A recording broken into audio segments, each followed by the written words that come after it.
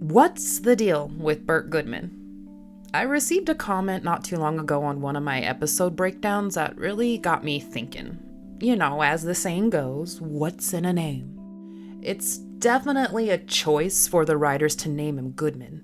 Is this a not so subtle hint about his character? Maybe an oxymoron of sorts?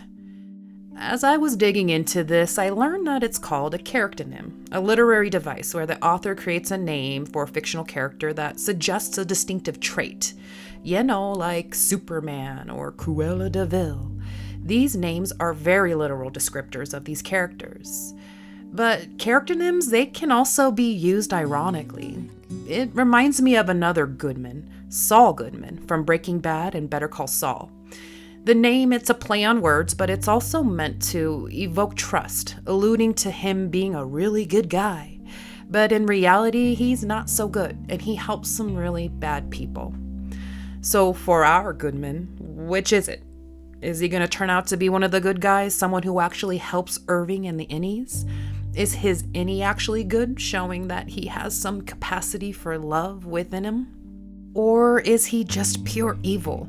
Down to his core, dedicated to the Lumon cult, willing to send people to their doom. Let's break it down.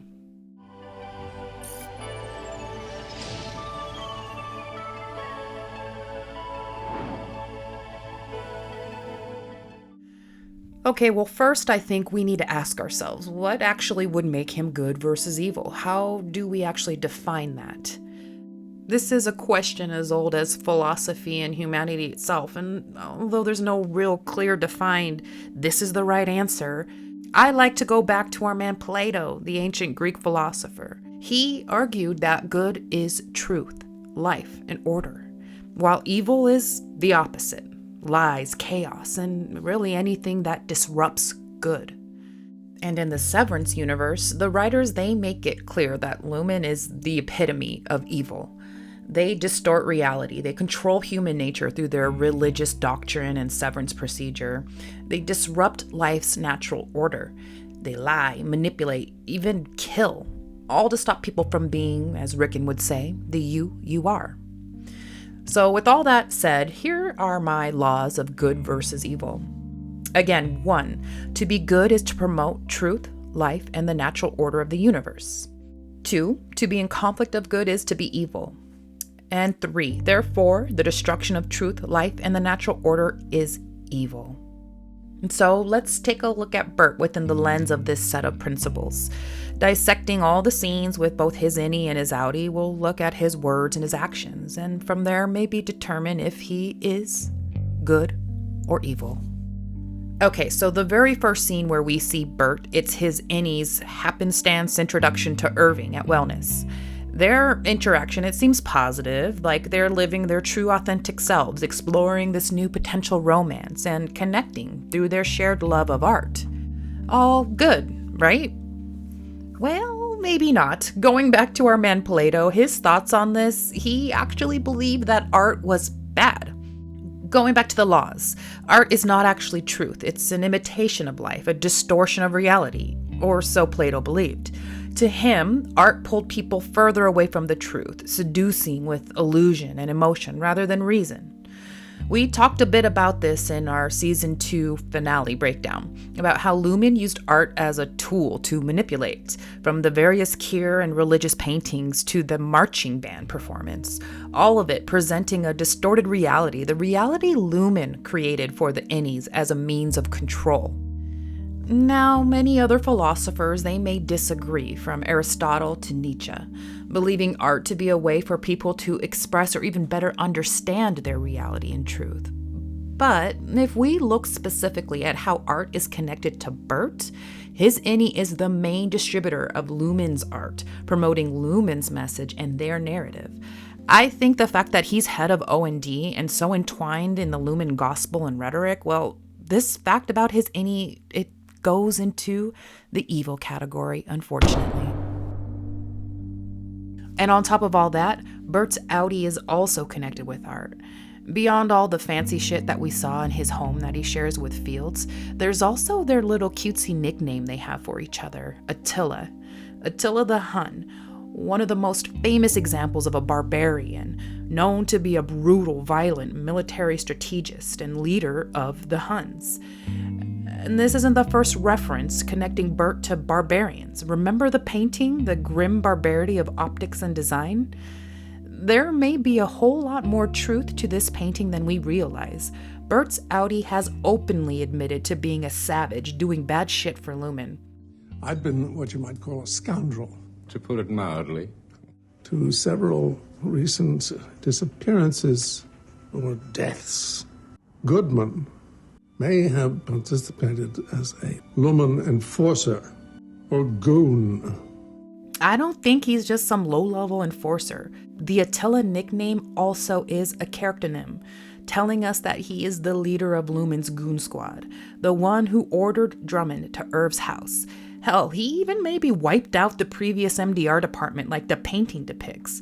Maybe all the people who work for O&D also work for Burt on the outside too, and they truly are his Huns, a part of his barbarian crew. For me, this whole Attila thing and his own admission of doing bad shit on the outside, well, unfortunately, that's another check mark in the evil category. And then comes the lying.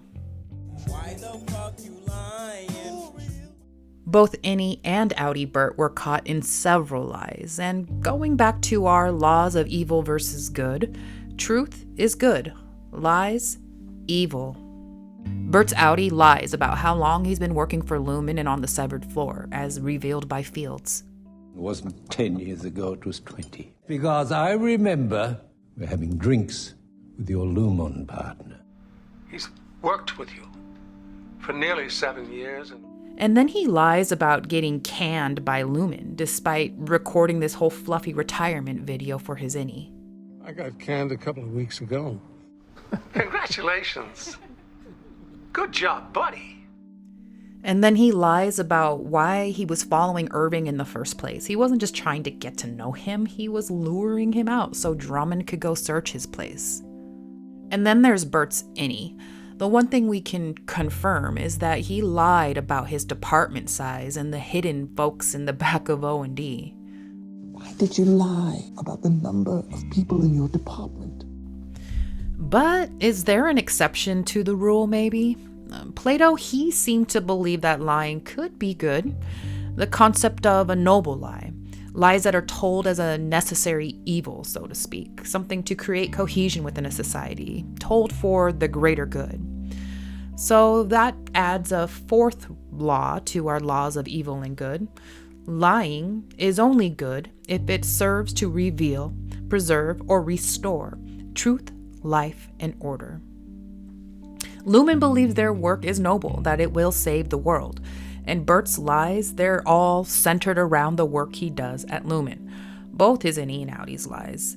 It seems obvious to me that Burt's lying, it isn't just for fun or because he likes to fuck with people.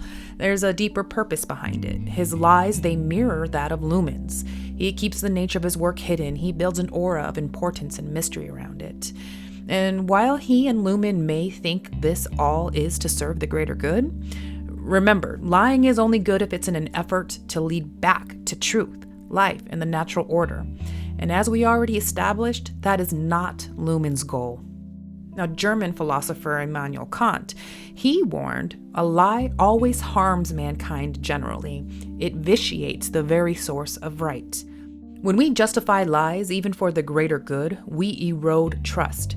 People no longer know what to believe and will fight back against those that lie to them, just like we saw with the Innie's rebellion. Now, even if we give Burt the benefit of the doubt and assume his intentions aren't purely sinister, that he does genuinely care for Irving, he's still willing to deceive and manipulate him. Whether it's to protect him, protect himself, or protect Lumon's endgame, it's still a lie and harmful. So at the end of the day, all this lying is Burt doing evil. Now, there are a few other things that are a little bit yet to be determined. For example, if Audi Burt is lying about where he was sending Irving off to when he sends him off on the train. And then about whatever he does for Lumon to disappear people. Again, I believe the whole Attila the Hun thing is a major clue that he's higher up in the Lumon chain of command than he's letting on. I think I sleep 15 hours a night up there. Now, the fact that his outie is so well rested, I think also says a lot. You've heard the saying, "How do you sleep with yourself at night?" said to somebody who's done some really evil, bad shit. I think it goes to show that Burt's outie has no problem with what he's done for Lumon. And then there's that dream that Irving had at Woe's Hollow. He sees Burt alongside Woe, who represents pain, sorrow, distress, as well as a depiction of Helena Egan on the computer, who is the literal face of Lumon. And again, Lumon, bad, evil. I think this is another clue about Burt's disposition.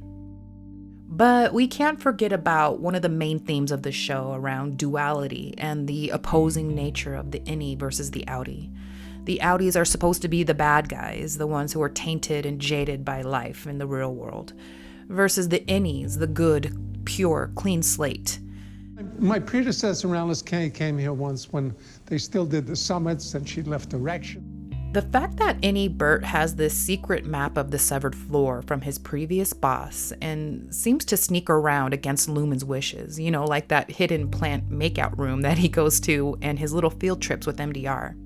It's very similar to the Mark and Petey situation. When Petey shared the map, it sparked innie Mark's first steps towards rebelling against Lumon.